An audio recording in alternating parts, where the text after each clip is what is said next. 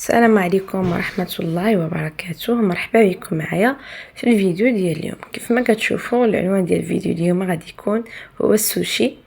فمرحبا بكم، بداو هذا الفيديو على بركة الله. اول حاجه عندي هنايا الرز العادي. كاين الرز سبيسيال ديال السوشي، انا هنا درت الرز العادي، غسلته مزيان، تحيت منه النشا ودرت ليه الماء يطيب حتى وصل لدرجه النضج اللي بغيت. وهنا درت ليه الملحه وعصير ديال حامضه كامله، عصير ديال حامضه خضراء كامله. هكا كيجيني الرز بنين وماشي باسل بهذه الطريقه هذه. صافي نخلطو مزيان ونحطو فيه هاد الزلافه يبرد، عاد نبداو ان شاء الله نخدمو السوشي ديالنا. عندي هنايا جوج ديال الشرائح ديال السومو اللي غادي نحيد ليهم الجلده ديالهم بحال هكا. شوفوا كيفاش كيجي هذا المغصور، غادي يجيني على قد الوريقه ديال النوري اللي عندي. هاد القياس اللي قطعت طولي على قد الوريقه ديال النوري اللي عندي. صافي كناخذ المورسو الثاني حتى هو ضروري نحيد ليه هاد الجلده بحال هكا. الحوت راه باقي طري جديد، غير منين جبتو درتو في الفريغو، لان ما راكم عارفين السومو مجهد شويه، ما يمكنش تاكلوه. راه هاد الجوج طريفات ديال السومو وما تقدروش تاكلوهم في دقه واحده لانه الصراحه ثقيل بزاف.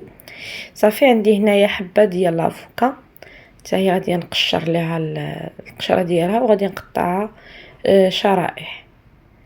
منين نكونوا غنوجدوا السوشي كنوجدوا كل شيء على جنب، يعني داك الرز كنسلقوه على اتساع، حيت ضروري خاصو يكون بارد ما يكونش سخون باش نخدموا به، عاد باش كنجيو نوجدوا هاد العناصر الباقيه.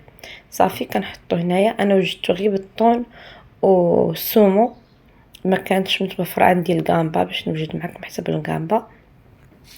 صافي كنبدا ناخذ هنا وريقه النوري، كنحط الجهه الرطبه الفوق والحرشه من التحت، وكنبدا نحط الرز وكنسويه بهذه الطريقه هذه، نسرحو مزيان مع الجنيبات والوسط ديال الورقه ديال النوري حتى كنحط القياس اللي بغيت. ومن طبيعه الحال عندي الحصيره ديال السوشي. هاد الحصيره راه كتلقاوها في الاسواق التجاريه الكبار، ما غاليش بزاف صراحه، ما عقلتش شحال خديتها، المهم راها ما غاليش بزاف. عندي هنايا هاد الجبن مكعبات او مربعات ديال الساندويتش، كيجي زوين وهائل فيه هاد السوشي ديال السومو، كيجي لذيذ، كيجيناش باسل، كيجي لذيذ كل ما في الكلمه من معنى. كنحط جوج طريفات ديال لافوكا وكنحط طرف ديال السومو بهذه الطريقه هذه، وكنبدا كنبرم الحصيره ديالي ديال السوشي بحال هكا، وكنزير كنبرم وكنزير بهذه الطريقه هذه. راه ساهل بزاف البنات، ما تخوفوش منه. في الاول انا كنت كنخاف منه، كان كيحسب لي واش فيه شي تعقيدات، منين جربته لقيته اسهل ما يكون.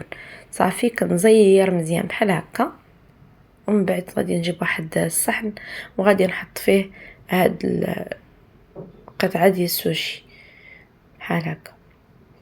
غادي نجيب حصيره اخرى كيف ما شفتوا هنا، راه غنقلبها بحال هكا، الجهه اللي رطبه هي اللي غادي تجي لداخل والحرشه على برا.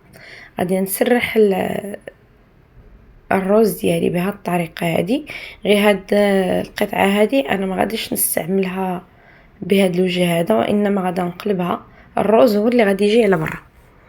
صافي كنستمر بنفس الطريقه، نسرح الرز مزيان حتى نعطيها القياس الكافي اللي بغيت، ومن بعد غادي نقلبها. هانتوما غتشوفوا باش غادي نقادها بحال هكا. الرز ما تخافوش منه، ملي كيكون طيب مقاد راه ما كيتفرتت ما كيتلصق، كيجي هو هذاك.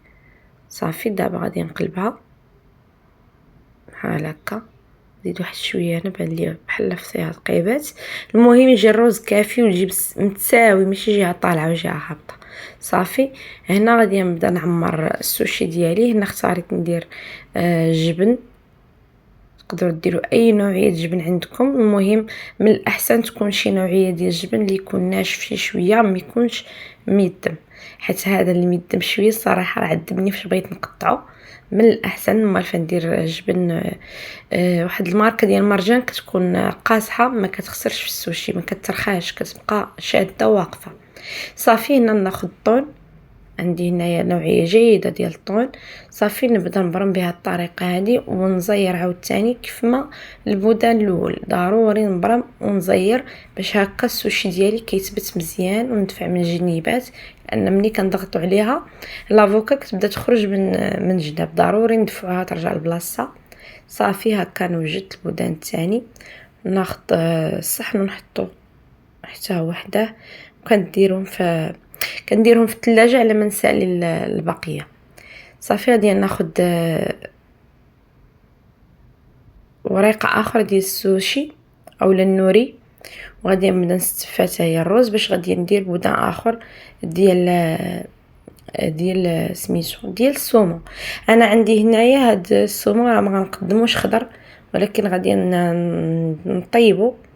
هو نورمالمون هاد السوشي كيكون مقلي، انا اختاريت باش غادي نديرو ان شاء الله باش ما ناخذوش الزيت غادي نديرو في الاير فراير. انتم غتشوفوا معايا الطريقه كيفاش غادي نديرو.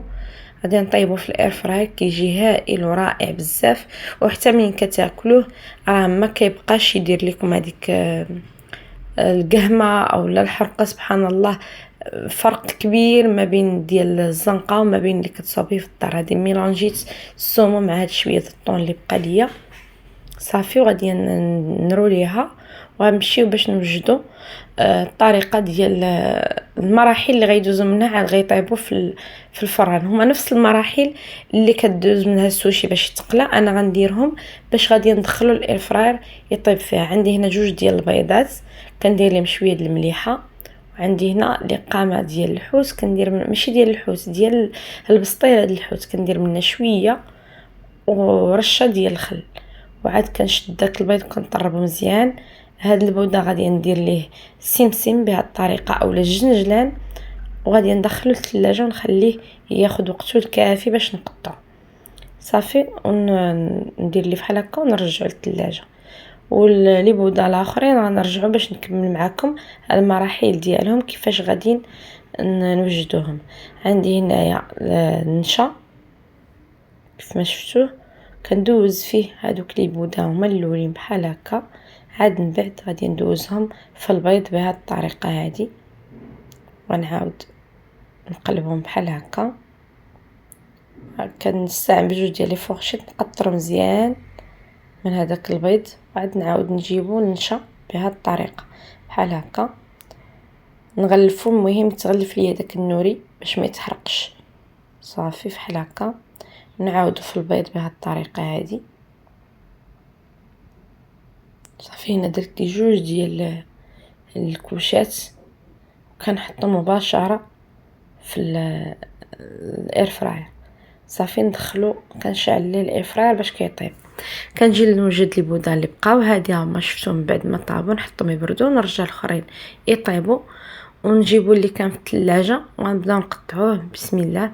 انا ما عنديش هنا سكين صراحه حاد، غنستعمل هذا هو من الاحسن يكون سكين حاد مزيان باش كيساعدكم في التقطاع ديال السوشي، كيجي رائع بغض النظر على المنظر، لاني زربت عليه شويه. الحقيقه فاش وجدته كنا فينا الجوع، اما هو كيبغي ياخذ الوقت ديالو يبرد، واللي في الثلاجه ياخذ الوقت ديالو باش يقصح شي شويه عاد باش كنقطعوه. المهم هذه الطريقه اللي قدمت معكم راه كيجي لذيذ بزاف، واهم حاجه ما كيقرمش، ما كتبقاوش تحسوا به راه هو ثقيل، كيجي رائع بزاف. صافي غادي نبقى نقطع بالموس ونمسح الموس ونقطع بحال هكا، نقطع ونمسح الموس، نحط طريفات بحال هكا. شفتوا بالنسبه للقياس راه كديروا جوج ديال الصباعات وكتقطعوا. انا العبار راه عندي في عيني لان كنصاوبو بزاف، يعني العبار راه عندي في عيني ما عنديش مشكل، ماشي ضروري نبقى العبار جوج الصباع. صافي هنا فاش كنتخبى عليكم راه كنمشي نقطع نمسح الموس وكنرجع معاكم. صافي نستمر بهذه الطريقه نكمل القطعه اللي عندي. غادي ناخذ واحد البلاطو ديال التقديم ونحط فيه الطريفات ديالي. شوفوا كيفاش جاو الاضاءه حتى هي راه ما عطيهمش الحق ديالهم الصراحه. الجنجلان كيبان مسكين باهت. هادو اللي طيبت في الاير فراير غادي نقطعهم معكم حتى هما بهذه الطريقه هذه. بالسكين، باقيين سخان شي شويه نورمالمون كان خصني نخليهم يبردوا كما قلت لكم. كنا مزروبين بهم لانه وصل وقت الغدا وكان خصني نحط لهم السوشي. صافي غادي نكمل تقطع ديال هاد لي سوشي هادو، غادي نقدم في طبق الصحن في طبق التقديم كيجي بهاد الطريقه هذه، وكنقدم معاهم لاصوص الصوجا مايونيز اللي بغاه. وكنقول لكم هنا راني وصلت للنهايه ديال الفيديو. لاول مره يشوف القناه ديالي تابونا وفعلوا زر الجرس، ضغطوا زر اللايك باش يوصلكم دائما الجديد. ما تنساوش تخليو شي كومونتير كيف جاكم السوشي ديالنا، وتهلاو في راسكم. الى اللقاء فيديو قادم ان شاء الله. واللي بغات تخدم على القناه ديالها ما تنساش انها تخلي كومونتير اسفل الفيديو، تدخل معنا المجموعه. ومرحبا بالجميع، مجموعه اتوميكس بامتياز. الى اللقاء.